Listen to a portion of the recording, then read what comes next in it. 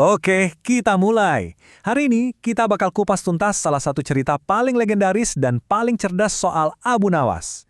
Ini kisah tentang seorang jenius yang dihadapkan sama tantangan yang mustahil banget, di mana kalau dia salah langkah sedikit aja, kepalanya bisa langsung dipenggal. Nah, ini dia nih jantung masalahnya. Coba bayangin kamu jadi Abu Nawas. Tiba-tiba dipanggil raja terus dikasih perintah kayak gini. Aku mau kamu cariin 6 ekor lembu berjenggot yang bisa ngomong. Ini kan bukan sekedar permintaan aneh. Ini tuh jebakan, teka-teki yang sengaja dibuat biar nggak bisa dipecahkan. Dan biar Abu Nawas nggak bisa nolak atau ngeles, taruhannya dibuat setinggi mungkin. Ancaman raja udah jelas banget, kalau gagal aku penggal lehermu. Wah, ini sih bukan lagi ujian kecerdasan biasa ya, ini udah pertarungan hidup dan mati. Nah, ini dia pertanyaan yang bikin seisi istana langsung hening. Gimana coba caranya nemuin sesuatu yang emang nggak ada di dunia ini? Ini jebakan logika yang sempurna. Semua orang udah mikir, ini pasti akhir dari riwayat Abu Nawas. Yuk kita lihat gimana dia coba keluar dari masalah ini. Oke, kita bedah dulu nih perintah gilanya. Ini bagian pertama dari kisah kita, permintaan super absurd dari raja. Semua ketegangan cerita ini tuh berawal dari detail-detail perintah yang kelihatannya sepele, tapi sebenarnya mematikan. Coba perhatiin detailnya. Jumlahnya harus pas, 6 ekor. Bukan cuma satu buat contoh, tapi harus 6. Ini sengaja dibikin biar makin mustahil tugasnya. Raja sama sekali nggak ngasih ruang buat nego atau salah sedikit pun.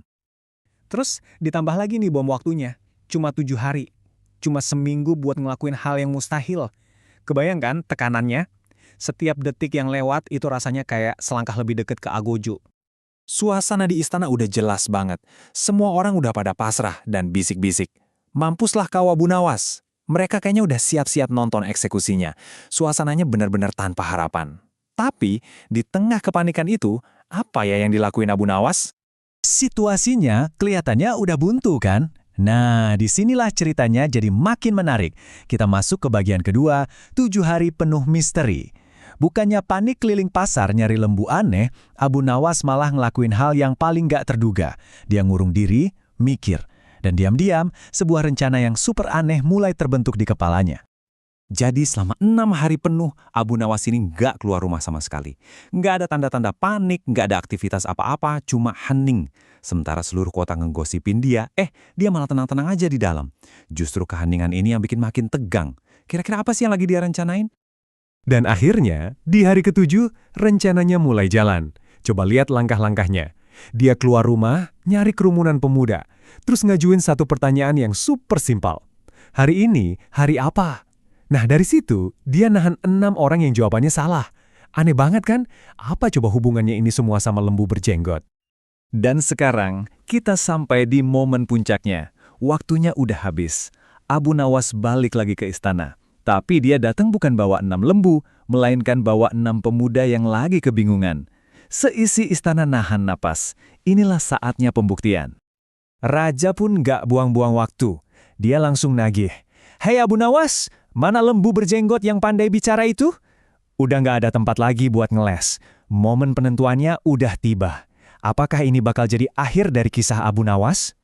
Dan disinilah jeniusnya Abu Nawas keluar. Dengan santai, dia nunjuk ke arah 6 pemuda yang dia bawa dan bilang, "Ini dia tuanku." Coba bayangin deh, seisi ruangan pasti langsung hening. Semua orang bingung banget. Maksudnya apa coba? Ini dia inti dari solusinya yang brilian. Abu Nawas itu gak nyari jawaban secara harfiah, tapi dia mendefinisikan ulang pertanyaannya.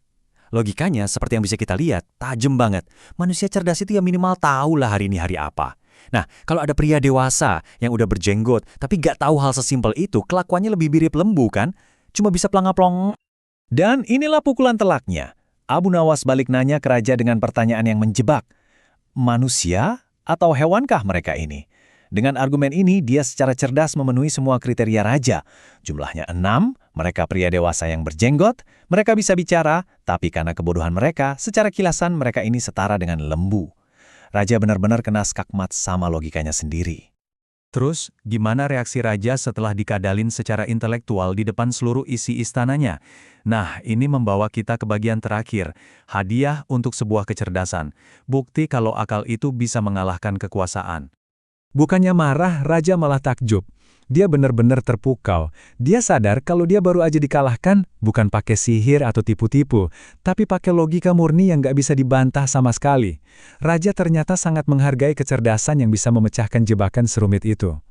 Dan kecerdasannya itu nggak cuma nyelamatin nyawanya loh. Sebagai gantinya, Abu Nawas malah dikasih hadiah 5.000 dinar. Ini bukti nyata dari pengakuan raja kalau kecerdasan sejati itu nilainya jauh lebih tinggi daripada sekedar kekuasaan. Jadi, apa sih pelajaran utamanya dari cerita ini? Pesannya itu kuat banget dan relevan sampai sekarang. Intinya, kalau kita dihadapkan sama masalah yang kelihatannya buntu dan mustahil, seringkali solusinya itu bukan dengan mencari jawaban yang ada, tapi dengan mengubah pertanyaannya. Kecerdasan sejati itu ya kemampuan buat mengubah cara kita berpikir. Nah, ini jadi pertanyaan penutup buat kita semua. Cerita Abu Nawas ini emang klasik, tapi pelajarannya abadi.